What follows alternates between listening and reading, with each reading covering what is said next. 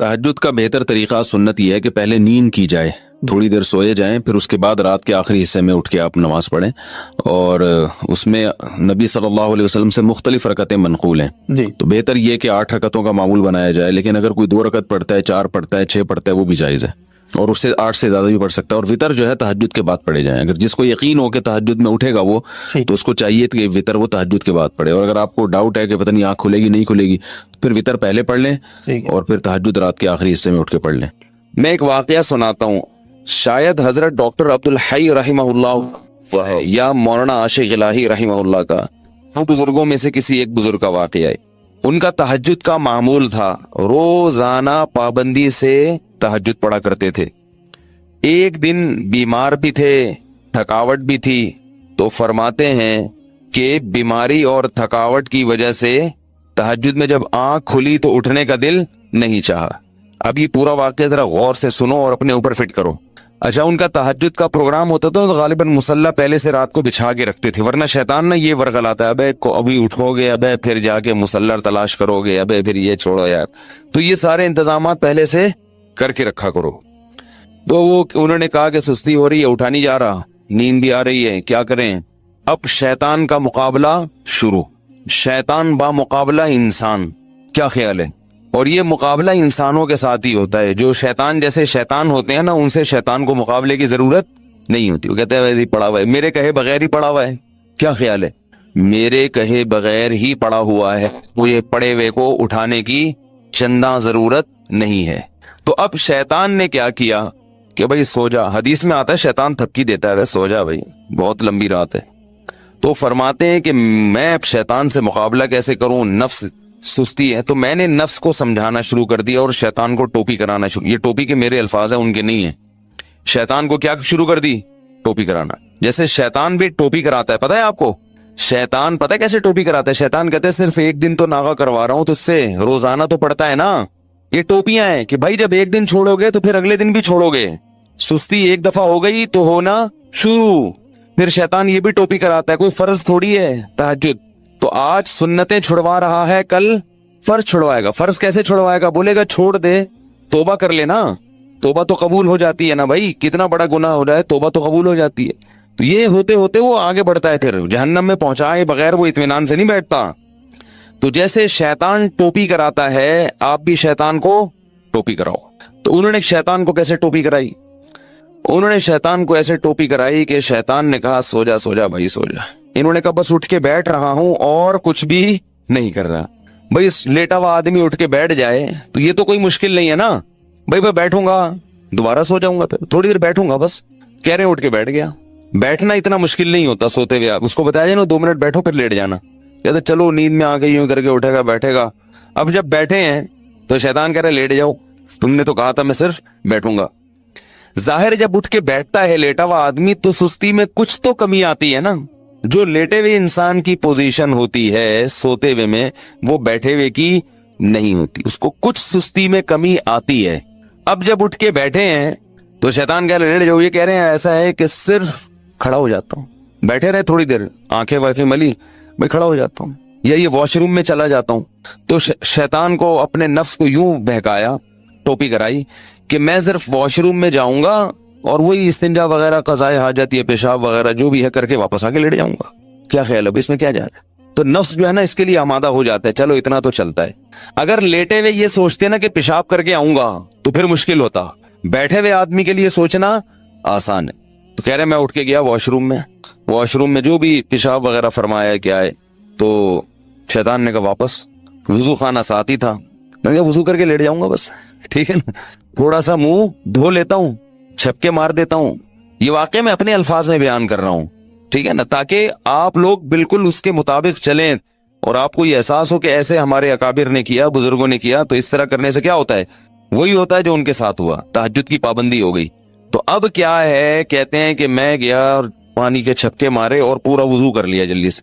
وضو کے بعد بھی شیطان کیا کہہ رہے ہیں، آ جا لیٹ جا بستر پہ یار، کہہ رہے میں بستر کی طرف جاتے جاتے مصلی کی طرف گیا، جلدی سے نیت باندھ لی اللہ اکبر کر کے، جلدی سے کیا کیا، کیونکہ نیت باندھنے سے پہلے سوچو گے تو شیطان واپس لے جائے گا، تو بھئی اللہ اکبر کہہ کے نیت باندھ لو، پھر دیکھا جائے گا کیا ہوتا ہے۔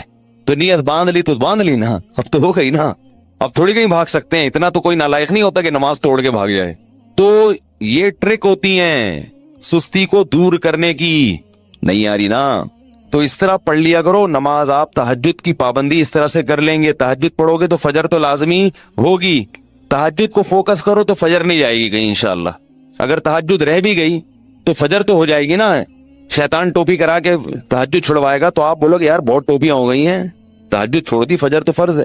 نماز خشوع و خضوع سے پڑھنا. بول تو نماز پڑھنا کتنا مشکل, اوپر سے دل لگا کے پڑھو. نماز پڑھنا آسان تھوڑی ہے, 5 ٹائم پوری زندگی پڑھتے رہنا, پھر دل لگا کے, دل لگے نہ لگے کوشش کرنا لگانے کی, اور مشکل کام ہے. دل ہی نہیں لگتا انسان کا, ادھر ادھر لوگوں کو دیکھو نا نماز میں ناک میں انگلیاں گھما رہے ہیں, کان میں انگلیاں گھما رہے ہیں, پتہ نہیں کیا کیا کر رہے ہیں, ہلے جا رہے ہیں. میں ابھی اسلام آباد ایئرپورٹ پہ تھا تو ایک عرب آیا میرے ساتھ کھڑا ہو گیا. میں تلاش کر رہا تھا جماعت کے لیے کوئی بندہ ملے ایئرپورٹ پہ نا, جماعت کرایا کریں, اکیلے نہ پڑھا کریں. تو جو مسلح بنا ہوا تھا میں تھوڑا انتظار کیا, میں نے کہا دیکھوں کوئی بندہ آتا ہے. تو ظہر کی نماز تھی, میں نے کہا نماز پڑھتا ہوں. تو وہ عرب پینٹ شرٹ میں تھا, میں نے پہلے پہچانا کہ یہ عربی ہے کیونکہ پینٹ شرٹ پہنی ہوئی تھی اور کلین شیف تھا. تو وہ عرب جماعت کے بڑے پابند ہوتے ہیں. اس نے کہا جماعت, میں نے کہا آ جاؤ. اب میں امام بنا, وہ مقتدی بن کے میرے ساتھ کھڑا ہو گیا. اب ساتھ جب کھڑا ہوا ہے وہ تو ہل رہا ہے, یوں ہلا رہا ہے, یوں ہلا. مجھے بڑی الجھن ہو رہی کہ کیا کر رہا ہے بھائی, تو تمیز سے کھڑا ہو جا تھوڑی دیر کے لیے. ہلے جا رہا ہے. پھر حد یہ ہوئی کہ پینٹ اپنی سیدھی کی یوں کر کے. پینٹ جب سیدھی نہیں ہوئی تو بیلٹ کھولی نماز میں بیلٹ کھول کے پوری اچھی طرح سے ٹائٹ کی. پوری نماز اس طرح پڑھی ہے. مجھے بڑا وہ ہو رہا تھا کہ بھائی یہ کیا ہے. وہ قرآن کی آیت یاد آ رہی تھی, والذین هم فی صلاتہم خاشعون, کہ جنت میں جانا ہے تو نماز پڑھنا کافی نہیں ہے, نماز خشوع و خضوع سے. تو دل تو اپنے قابو میں نہیں ہے نا, کم از کم ظاہری جسم تو اپنے قابو میں ہے, اس کو تو انسان قابو میں رکھے. وہ بھی ہلے جا رہا ہے.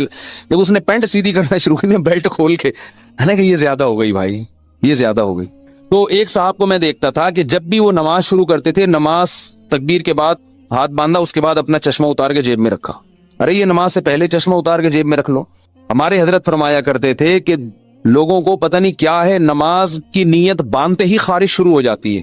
فرض نماز کے بعد ہاتھ اٹھا کے دعا مانگنا یا اجتماعی حیت پہ دعا مانگنا کسی بے غبار صحیح حدیث سے ثابت نہیں ہے.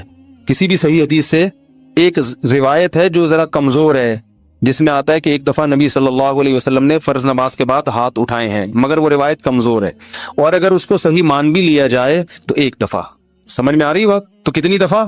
ایک دفعہ. اصول فقہ کی کتابوں میں لکھا ہوا ہے, تو چاروں مذاہب کی فقہ کی کتابوں میں, کہ حدیث اگر کوئی عمل کثرت سے کیا جاتا ہو اور اس کا نقل کرنے والا صرف ایک ہو, تو یہ بات بھی حدیث میں شک پیدا کر دیتی ہے. ایک دفعہ اگر نبی صلی اللہ علیہ وسلم نے کیا ہے تو پتہ یہ چلا کہ اور وہ بھی اجتماعی نہیں, انفرادی طور پر. سمجھ میں آ رہی ہے بات؟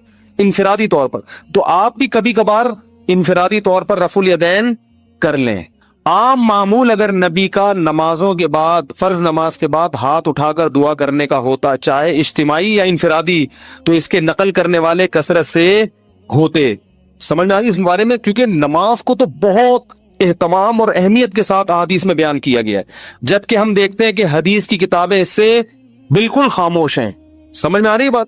دوسرا مسئلہ, بعض حضرات یہ کہتے ہیں کہ بہت ساری حدیثیں ہیں جن میں آتا ہے کہ رسول اللہ صلی اللہ علیہ وسلم نے فرض نماز کے بعد دعا کی بہت ترغیب دی ہے, اور آپ نے فرمایا کہ سب سے زیادہ دعا قبول کس وقت ہوتی ہے؟ فرض نماز کے بعد. اس حدیث کا مطلب سمجھیں. جب بھی ایک حدیث کو بیان کیا جائے گا دوسری احادیث کو سامنے رکھ کر, خود نبی اور صحابہ نے اس حدیث پر کیسے عمل کیا ہے. ہم نبی کو دیکھتے ہیں کہ کہیں بھی نہیں کسی صحیح حدیث میں ملتا کہ نبی صلی اللہ علیہ وسلم کا یہ معمول تھا کہ آپ فرض نماز کے بعد ایسے دعا مانگتے تھے.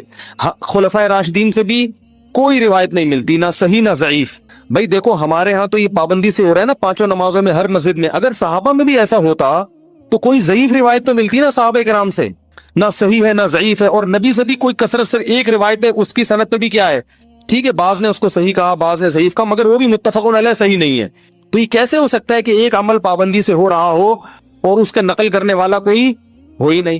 تو اب ہم دیکھتے ہیں کہ جو حدیث میں آتا ہے فرض نماز کے بعد آپ صلی اللہ علیہ وسلم نے دعا کی ترغیب دی ہے, خود کیسے دعا مانگی ہے. تو ہم دیکھتے ہیں کہ نبی سے دوسری حدیثوں میں کیا ملتا ہے. آپ نے فرمایا جس نے فرض نماز کے بعد اللہم انت السلام پڑھا.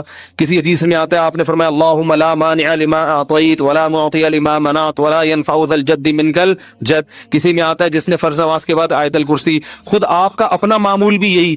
تو پتہ یہ چلا ان کلمات کو حدیث میں دعا سے تعبیر